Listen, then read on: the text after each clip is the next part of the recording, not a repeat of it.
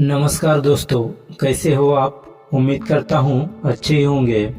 आज मैं बताने वाला हूँ गौतम बुद्ध की एक ऐसी कहानी। इसे सुनकर आप ये जान पाओगे कि कर्म क्या है और इसका प्रभाव हमारे जीवन में कैसे होता है। एक समय की बात है जब महात्मा गौतम बुद्ध अपने शिष्य के साथ ध्यान और ज्ञान की चर्चा कर रहे थे। उनके आश्रम में एक शिष्य ने एक महत्वपूर्ण प्रश्न पूछा, महात्मा, कर्म क्या है और कर्म हमारे सुख दुख का कारण कैसे बनते हैं। महात्मा गौतम बुद्ध मुस्कुराए और बोले, मैं तुम्हें इस सवाल का जवाब जरूर दूंगा, लेकिन इसके लिए मुझे तुम्हें एक कहानी सुनानी होगी। इसलिए मैं तुमको यह कहानी सुनाने जा रहा हूँ। इस कहानी के माध्यम से तुम सभी शिष्य यह समझ जाओगे कि कर्म क्या है। एक समय की बात है, एक राजा और उसका मंत्री अपने देश के भ्रमण पर गए थे। भ्रमण करते करते जब वे एक बाजार में पहुंचे तो वहां राजा को एक दुकानदार दिखा जो चंदन की लकड़ियां बेच रहा था। उस दुकानदार को देखते ही राजा को एक अजीब ख्याल आया। राजा मन ही मन सोच रहा था कि कल मैं इस दुकानदार को फांसी की सजा दे दूं। मन में चल रही यह बात राजा ने मंत्री को बताई। इससे पहले कि मंत्री कुछ बोलता, राजा उस दुकानदार की दुकान के सामने से आगे निकल चुके थे और दुकानदार को फांसी लगाने की बात को छोड़कर दूसरी बात करने लगे। लेकिन मंत्री के मन से वह फांसी वाली बात निकल ही नहीं रही थी। वह मंत्री बहुत ही चिंतित हो गया। वह ये समझ ही नहीं पा रहा था कि आखिर राजा दुकानदार को फांसी लगाने के बारे में क्यों सोच रहे थे। आखिर दुकानदार की गलती क्या है। दुकानदार से बिना कुछ बात किए, बिना कुछ सोचे समझे महाराज ऐसा फैसला लेने के बारे में क्यों सोच रहे हैं। मंत्री अपनी सोच में डूबा हुआ राजा के साथ राज दरबार वापस चला गया। वापस लौटने तक सूरज डूब चुका था, इसलिए राजा अपने कक्ष में विश्राम के लिए चले गए। लेकिन मंत्री को रात भर नींद नहीं आई। फिर जैसे तैसे करके वह सो पाया। सुबह जगने के बाद मंत्री के मन में एक ख्याल आया कि क्यों ना मैं भेष बदल कर दुकानदार के पास जाऊं। इसलिए वो भेष बदल कर एक साधारण प्रजा का रूप बनाकर उस दुकानदार के पास गया और उससे पूछा, तुम क्या बेचते हो। दुकानदार ने जवाब दिया, मैं चंदन की लकड़ियां बेचता हूँ। फिर मंत्री ने आसपास के लोगों से दुकानदार के बारे में पूछना शुरू किया। सबने जवाब दिया कि यह दुकानदार तो किसी से बोलता तक नहीं है, हमेशा दुखी रहता है, अपने ही ख्यालों में खोया रहता है। सभी दुकानदारों की बात सुनकर मंत्री को बात समझ में आ गई। मंत्री फिर वापस उसी दुकानदार के पास गया और पूछा, तुम दुखी क्यों रहते हो, क्या बात है जो तुम्हें परेशान करती है। दुकानदार बोला, मैं इसलिए दुखी हूँ और परेशान हूँ क्योंकि मैं अपनी जिंदगी से खुश नहीं हूँ। मेरी चंदन की लकड़ियाँ भी कोई नहीं खरीदता। लोग मेरी दुकान पर आते हैं, चंदन की लकड़ियों को सूंघते हैं और बोलते हैं, बहुत ही सुंदर है, बहुत ही अच्छी महक है, लेकिन कोई खरीदता नहीं है। इसलिए मैं बहुत दुखी रहता हूँ। मंत्री दुकानदार की ये बात सुनकर खुद भी दुखी हो गया। वह सोचने लगा, कोई भी दुकानदार दुखी क्यों नहीं होगा अगर उसकी दुकान का कोई भी सामान खरीदा न जाए, जबकि सामान में कोई कमी न हो।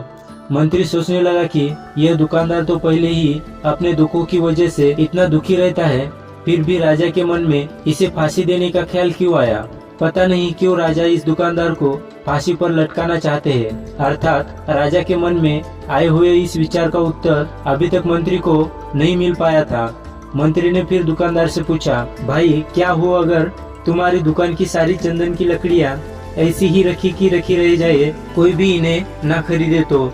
दुकानदार गुस्से में बोला, हाँ मैं जानता हूँ मेरी चंदन की लकड़ियाँ ऐसी ही रह जाएंगी, कोई नहीं खरीदेगा मेरी लकड़ियों को। इसलिए मैं सोचता हूँ कि हमारे देश का राजा जल्दी से मर जाए, क्योंकि अगर वह जल्दी से मर जाता है तो मैं उस राज दरबार में उस राजा के दाह संस्कार के लिए अपनी चंदन की लकड़ी देता, जिससे मुझे कुछ पैसे मिल जाते और इस बाजार के अलावा बाकी के लोगों को भी मेरी चंदन की लकड़ियों के बारे में पता चलता। तो अगर ऐसा हो जाता तो फिर शायद कुछ लोग मेरी दुकान से लकड़ियां खरीदने जरूर आते हैं। मंत्री दुकानदार की बात सुनकर सब कुछ समझ गया और उसके मन में एक विचार आया। मंत्री ने दुकानदार से चंदन की कुछ लकड़ियां खरीदी। इस खरीदारी से दुकानदार को कुछ पैसे भी मिल गए और वह थोड़ा खुश भी हो गया। मंत्री चंदन की लकड़ियों को लेकर वापस राज दरबार चला गया। राज दरबार पहुंचकर मंत्री ने उन चंदन की लकड़ियों को राजा के समक्ष रख दिया और बोला कि हे राजन, ये चंदन की लकड़ियां उस दुकानदार ने आपको भेंट दी है जिस दुकानदार को आप फांसी देने के बारे में सोच रहे थे। राजा ने मंत्री की बातों को ध्यान से सुना और उन चंदन की लकड़ियों को सूंघा तथा सूंघने के बाद बड़े ही प्रसन्न हुए। उन्होंने कहा, यह चंदन की लकड़ियां बहुत ही ज्यादा खुशबूदार है। मैंने पहले कभी चंदन की इतनी खुशबूदार लकड़ियां नहीं देखी। दुकानदार के इस अनोखे भेंट से राजा बहुत खुश हुए और मंत्री को कुछ स्वर्ण मुद्राएं देकर बोले, जाओ उस दुकानदार को ये स्वर्ण मुद्राएं इनाम में देना और बोलना कि आज के बाद महल में जब भी कभी चंदन की लकड़ी की जरूरत पड़ेगी तब तुम्हारे दुकान से ही लकड़ियां ली जाएंगी। राजा का यह व्यवहार देखकर मंत्री बड़ा खुश हुआ और मुस्कुराने लगा तथा यह सोचने लगे कि अब तो राजा के मन में उस दुकानदार को फांसी देने का विचार आ ही नहीं सकता, क्योंकि अब तो हमेशा राज दरबार के लिए चंदन की लकड़ियों का इंतजाम की जिम्मेदारी उस दुकानदार को मिल गई है। मंत्री स्वर्ण मुद्राओं को लेकर वापस दुकानदार की दुकान की तरफ चल गया। इधर राजा इस विचार में पड़ गए कि वह दुकानदार तो बड़ा ही अच्छा इंसान है, वह कितना सज्जन है कि बिना किसी वजह के उसने मेरे लिए उपहार भेजा।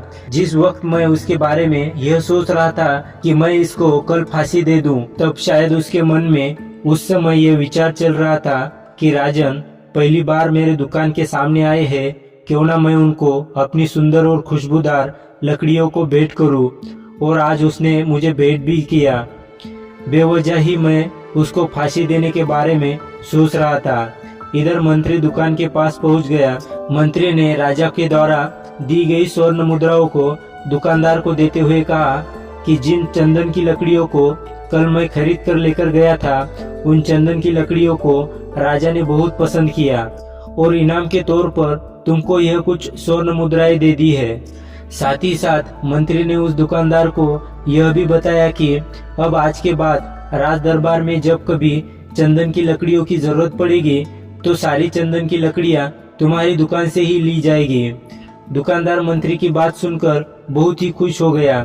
मंत्री ने दुकानदार से पूछा, क्यों भाई, तुम तो राजा के बारे में इतना बुरा भला सोचते थे, लेकिन देखो राजा तुम्हारी कितनी चिंता करते हैं। राजा कितने अच्छे हैं। राजा अपनी प्रजा के बारे में कभी भी गलत नहीं सोचते हैं, वो अपनी प्रजा का हमेशा ख्याल रखते हैं। इधर दुकानदार भी मंत्री की बातें सुनकर खुद को कोस रहा था। उसे खुद पर गुस्सा आ रहा था। दुकानदार मंत्री से बोला, मैं राजा के बारे में कितना गलत सोचता था। राजा तो बड़े ही अच्छे इंसान हैं, बड़े ही भले राजा है। उनका दिल तो सोने के समान है। भगवान करे राजा की बहुत ही लंबी आयु हो। यह बात सुनकर मंत्री भी बहुत खुश हुआ। फिर मंत्री वहां से वापस राज दरबार को चला गया। बस यहीं पर महात्मा गौतम बुद्ध ने इस कहानी को समाप्त किया। कहानी समाप्त करने के बाद उन्होंने शिष्यों से पूछा कि अब बताओ कि कर्म क्या है। किसी शिष्य ने कहा, कर्म बोले हुए शब्द है। किसी शिष्य ने कहा, कर्म वाणी है। तो किसी ने कहा, कर्म सोच है। तो किसी ने कहा, कर्म भावना है, वगैरह वगैरह।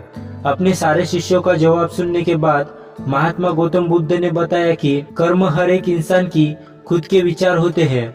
हमारे विचार जैसे रहेंगे हम वैसे ही कर्म करेंगे और उन्हीं विचारों के द्वारा किए गए कर्म हमारे सुख और दुख के लिए उत्तरदायी होंगे। अर्थात हमारे विचार अगर गलत है तो हमारे द्वारा की हुई कर्म भी गलत होंगे तथा इसका परिणाम भी गलत निकलेगा।